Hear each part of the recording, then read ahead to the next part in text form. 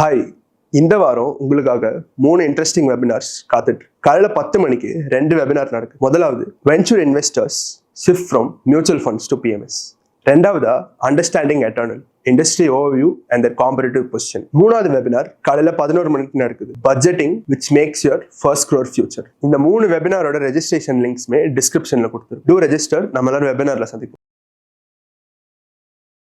ஒரு சொத்தை வாங்கும்போது நம்ம விலையை பார்த்து வாங்குறோமா, லாபம் கிடைக்குமா அப்படிங்கிறத யோசிச்சு தான் வாங்குறோமா, இல்லை மற்றவங்க எல்லாரும் வச்சிருக்கிறது நம்மக்கிட்ட இல்லையே, எப்படியாவது நம்ம வாங்கி ஆகணும், இன்னைக்கே வாங்கி ஆகணும், நாளைக்கு நமக்கு இது கிடைக்காது அப்படின்ற ஒரு மைண்ட் செட்டில் வாங்குறோமா? இதெல்லாம் ரொம்ப ரொம்ப முக்கியம். ஏன்னா ஒரு முதலீட்டாளர் நஷ்டம் அடைவதற்கான முக்கியமான காரணமே அவங்க முடிவுகளை எப்படி எடுக்கிறாங்க அப்படிங்கிறது தான். அவசர கதியாக நாளைக்கு எனக்கு கிடைக்காதுன்னு ஒரு முதலீட்டாளர் எடுக்கக்கூடிய முக்காவாசி முடிவுகள் நஷ்டத்தில் தான் முடியுது. அப்படிப்பட்ட ஒரு முடிவை பற்றி தான் இன்னைக்கு நம்ம பேச போகிறோம். ஜனவரி மாதம் இறுதி, பிப்ரவரி மாதம் ஆரம்பம் அன்னைக்கு சில வாட்ஸ்அப் குரூப்பில் எல்லா போஸ்ட்டுமே முதலீட்டாளர்கள் மத்தியில் ஒரே ஒரு விஷயத்தை பற்றி தான். சில்வர், வெள்ளியின் விலை ஒரு நாள் 3,50,000 ரூபாய்க்கு போச்சு. அடுத்த நாள் 4,05,000 10,000 அந்த ரேஞ்சுக்கு போகுது. இந்த 3,50,000 4,00,000 சொச்சம் வரைக்கும் இருந்த காலகட்டத்தில் வெள்ளியில நடந்தது என்ன? சில விஷயங்களை நான் இப்போ உங்களுக்கு சொல்ல போறேன். நிறைய பேர் என்ன பண்ணாங்க, அவங்க கிட்ட இருக்கிற பிளாக் மணியை கொண்டு போய் வெள்ளியா மாத்துறாங்க. இது நார்த்ல ரொம்பவே நடந்தது. அதுவும் பஞ்சாப், யூபி இந்த மாதிரி ஸ்டேட்ஸ்லாம் பிளாக் மணி எல்லாத்தையும் கொண்டு போய் வெள்ளியா மாத்தினாங்க. இப்படி மாத்தினவங்கள முக்காவாசி பேர் ரியல் எஸ்டேட் இண்டஸ்ட்ரி சேர்ந்தவங்க. என்ன நடந்ததுனாக்கா, அவங்க பிசினஸுக்காக தான் இந்த பிளாக் மணியை யூஸ்வலா வச்சிருப்பாங்க. இந்த மாதிரி ஆட்கள் அவங்க பிசினஸ் செய்யறதுக்கு வச்சு அந்த பணத்தெல்லாம் கொண்டு போய் வெள்ளியில போட்ட உடனே என்னாச்சு, அந்த 4 லட்சம் ரூபாய் கிட்ட வாங்கின பொருள் இன்னைக்கு 2,60,000 இறங்கி போச்சு. கிளியரா 33% லாஸ். அது இல்லைங்க இங்க ஸ்டோரி. இன்னைக்கு நார்த்ல இருக்கக்கூடிய மொத்த ரியல் எஸ்டேட் மார்க்கெட்டுமே இந்த சில்வர் ஸ்பெகுலேஷனால பாதிக்கப்படக்கூடிய ஒரு சூழ்நிலை இருக்கு. ஏன்னா நிறைய பேர் இந்த மாதிரி கொண்டு போய் பணத்தை தப்பான நேரத்தில் சில்வர்ல போட்டதுனால இன்னைக்கு அவங்களால ரியல் எஸ்டேட் வாங்குறதுக்கான ஒரு சக்தி இழக்கப்பட்டிருக்கிறது.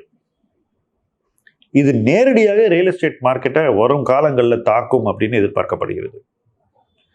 சவுத்துல இது நடந்திருக்கு, பட் நார்த்ல நடந்த அளவு இது நடக்கல.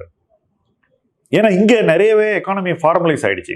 நார்த்ல நடக்கிற அளவுக்கு ரியல் எஸ்டேட் பிளாக் மணில இங்க நடக்கிறது இல்லை. அடுத்தது செகண்ட் லெவல் மிஸ்டேக் ஒன்று சொல்ல போறேன். நிறைய பேர் பிசினஸுக்கு வச்சிருந்த பணத்தை கொண்டு போய் டைவர்ட் பண்ணி சில்வர் வாங்கினாங்க. இதுவும் இந்த பீக்கும் போது நடந்தது. இன்னைக்கு என்ன ஆயிடுச்சு, இதுல லாஸ் வந்தோடனே பிசினஸுக்கு தேவையான பணம் அவங்கள்ட்ட இல்லை. ஸோ பேங்க்ல லோன் வாங்கி கூட சில்வர் வாங்கினவங்கலாம் இருக்காங்க. ஏன்னா அவங்க என்ன நினைச்சாங்க, அடுத்த ஒரு மாசத்துல இது 5 லட்சம் போயிடும், உடனே பணம் பண்ணிடலாம், பேங்க் இன்ட்ரெஸ்ட் என்ன 3/4% தானே மாசம், கட்டிட்டு போயிடலாம். இந்த மாதிரி கணக்கு போட்டவங்களும் இருக்கு. பல மிடில் கிளாஸ் ஃபேமிலிஸ் ஃபிக்ஸட் டெபாசிட்ல வச்சு இந்த பணத்தை பிரேக் பண்ணி சில்வர் வாங்கினாங்க. இந்த பீரியட்ல நீங்க போய் பாருங்க, ஃபுல் பேஜ் ஆட் வந்திருக்கும் ஜனவரி இறுதியில், பிப்ரவரி பிகினிங்ல. என்ன தெரியுமா அந்த ஃபுல் பேஜ் ஆடு? சில்வர் இடிஎஃப்னுடைய ஒரு ஃபண்டினுடைய அளவு 50,000 கோடியை கடந்துருச்சு. இதுல பெருவாரியான பணம் ஜனவரி மாசம் போட்டதுதான்.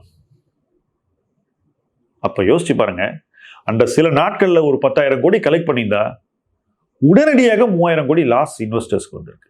இந்த 3,000 கோடி வேறு ஏதோ தேவைக்காக வைக்கப்பட்டிருந்த பணமாக இருக்கலாம், ஏற்கனவே ரிஸ்க் எடுக்கக்கூடாது அப்படின்ற ஒரு உறுதியோடு பிக்ஸட் டெபாசிட்ல வைக்கப்பட்டிருக்க வேண்டிய பணமாக இருக்கலாம், பிசினஸில் இருந்து வெளியே எடுக்கப்பட்ட பணமாக இருக்கலாம், ஏற்கனவே வித்த ஒரு சொத்தில் கிடைத்த பிளாக் மணியாக இருக்கலாம். பணம் எங்கேருந்து வந்தா என்னங்க, லாஸ் இஸ் அ லாஸ். இந்த லாஸ் ஏன் நடந்தது அப்படின்றதான் நம்ம இங்க யோசிக்க வேண்டியது.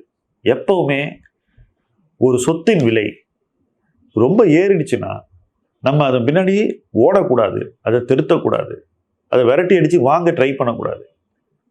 அது எப்போ இறங்கும் அப்படின்னு ஏங்கக்கூடாது. ஏன்னா இந்த மாதிரி சொத்து விலை வளர்ச்சி காணக்கூடிய சொத்துக்கள் எப்போ இறங்கும்னு நம்மளால சொல்ல முடியாது. இந்த கேஸ்ல ஒரு மாசத்துக்குள்ளே இறங்கிடுச்சுங்க. ஆனா இது எப்பவும் இப்படி நடக்காது. அதுதான் இங்க நம்ம முக்கியமா புரிஞ்சு கொள்ள வேண்டிய ஒரு விஷயம், ஏற்றுக்கொள்ள வேண்டிய ஒரு விஷயம். இன்னைக்கு யாரு சில்வர்ல மற்ற விஷயத்துக்கு வச்சிருந்த பணத்தை டைவர்ட் பண்ணியிருக்காங்களோ அவங்கனால அந்த தேவைகளை நிறைவேற்றவே முடியாத ஒரு சூழ்நிலை உருவாகி இருக்கு. நிறைய பேர் நான் பார்த்திருக்கேன், அதிகம் தங்கம் வெள்ளி வாங்காதவர்கள் கூட இந்த விலையை பார்த்து ஐயோ நம்ம வாங்கவே இல்லையே, நம்மகிட்ட இல்லவே இல்லையே, இப்ப நம்ம வாங்கி ஆகணுமேன்ற அந்த ஒரு வேகத்துல போய் வாங்கினாங்க. எல்லாருக்குமே இன்னைக்கு ஒரு பெரிய நஷ்டம் வந்திருக்கு. இன்னைக்கு கூட நீங்க பாப்பீங்க, இன்ஃபேக்ட் இந்த வீடியோ கமெண்ட்ஸ்ல கூட மேல் விலையில வாங்கினவங்க யாராவது வந்து கமெண்ட் போடுவாங்க, அதெல்லாம் ஒன்றும் இல்லை திரும்பி ஏறி போயிடும்னு. மேபி போகலாமா இருக்கும், பட் இந்த ஒரு அனுபவம் உங்களுக்கு தேவையாங்கிறத இங்க கொஸ்டின். இப்படிப்பட்ட ஒரு முதலீட்டு அனுபவம் உங்களுக்கு அவசியமா? ஒருவேளை இங்கேருந்து இன்னொரு 10-20% இறங்கினா நீங்க என்ன செய்ய போறீங்க? சரி, இங்கேருந்து திரும்பி அது ஏறி உச்ச விலைக்கு போனா கூட நீங்க விட்ட பணத்தை தான் திருப்பி எடுக்க போறீங்களே தவிர இந்த கால அவகாசத்துல நீங்க அந்த பணத்தை வேற எங்கேயாவது இன்வெஸ்ட் பண்ணிருக்கலாம், வேறு தேவைகளுக்காக வைக்கப்பட்டிருக்க பணமாக இருக்கலாம். அப்ப அந்த தேவைக்கு நீங்க இப்ப கடன் வாங்கியிருப்பீங்க. இதெல்லாம் எதுக்கு, யாருக்காக அப்படிங்கறத இங்க கொஸ்டின். யோசிச்சு பாருங்க, ஒரு சொத்து விற்கும் போது ஒருத்தர் வந்து கேஷ் ஜென்ரேட் பண்றாரு, ரியல் எஸ்டேட் விற்கும் ஒரு நபர். ஏன் இதை பண்ணாரு? அநேகமா அது லாங் டேர்ம் அசெட்டா தாங்க இருக்கும். அது இவங்க கணக்கில் காட்டியிருந்தாலே 12% தான் long term capital gain real எஸ்டேட்டுக்கு. அந்த 12% கட்டக்கூடாதுன்னு இதுல கேஷை ஜென்ரேட் பண்ண ஒரு பர்சன் கொண்டு போய் இந்த பணத்தை சில்வர்ல போட்டு 33% இழந்திருக்காரு. இதுதான் அறிவுபூர்வமான முதலீடான்னு இந்த வீடியோல நான் உங்களை கேட்கிறேன். நீங்க பார்த்த இது போன்ற அனுபவங்கள், உங்களை சுத்தி சமூகத்துல பல பேர் செய்த தவறுகள் முதலீட்டுல சில்வர்ல நிறைய இருக்கும். அந்த தவறுகளை தாராளமா நீங்க கமெண்ட் செக்ஷன்ல எழுதலாம். என்ன ரீசன்னாக்கா, முதல்ல இனி யாரும் ஏமாறாமல் இருப்பதற்கு அல்லது அவசரப்படாமல் இருப்பதற்கு, இனியாவது பலர் பொறுப்பாக நடந்து கொள்வதற்கு அது பெரிதும் உதவும். ஸோ நீங்க உங்களுடைய அனுபவங்களை தாராளமாக கமெண்ட் செக்ஷன்ல எழுதுங்க. சில்வர்ல மாதத்தில் நடந்தது வரலாற்றில் இல்லாத ஒரு நிகழ்வு.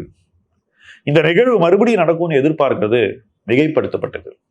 ஏன்னா இந்த நிகழ்வு முழுக்க முழுக்க ஸ்பெகுலேட்டிவாக நடந்த ஒரு விஷயம். இந்த ஸ்பெகுலேஷன்ல பார்ட்டிசிபேட் பண்ணணும், நம்ம அதுல இல்லாம இருக்கக்கூடாதுன்னு தான் இன்னைக்கு பல பேர் இதுல வந்து சிக்கிக்கிட்டு இருக்காங்க.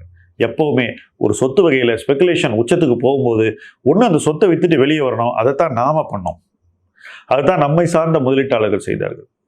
ஸோ வித்துட்டு வெளியே வரதான் என்ன பொறுத்த வரைக்கும் சேஃப்டி. சரி, வித்துட்டு வெளியே வரலன்னா பரவாயில்ல, இருக்கிறத வச்சுக்கிட்டு சந்தோஷப்படணும். விலை மேல இருக்கும்போது உங்ககிட்ட இருக்கிற எல்லா பணத்தையும், உங்ககிட்ட இல்லாத பணத்தை கூட கடன் வாங்கி ஏற்கனவே சொத்து வித்து வந்த பணத்தை எல்லாம் கொண்டு போய் அந்த சொத்துல போட்டீங்கன்னா அது டாக்ஸை விட ஒரு பெரிய டாக்ஸாக அமையும்ன்றதுதான் இன்னைக்கு சில்வர்ல நீங்க கற்றுக்கொள்ள வேண்டிய பாடம். கருப்பு பணத்தை கொண்டு போய் வெள்ளை சொத்தான சில்வர்ல போட்டு பணத்தை கருக விட்டதும் இன்று பலருக்கு அனுபவமாகிவிட்டது. இந்த அனுபவம் நிரந்தரமாகாமல் இருக்க வேண்டும் என்றால் யோசித்து செயல்பட வேண்டும். ஏன்னா இப்ப எடுக்க வேண்டிய நடவடிக்கையை நீங்க எடுக்கலன்னா மேலும் நஷ்டம் கூட வரலாம். இதெல்லாம் யோசிச்சு செயல்படக்கூடிய ஒரு முதலீட்டு சமூகமாக உருவாக இணைந்து பயணிப்போம். முதலீட்டு களம் உங்கள் களம். நன்றி.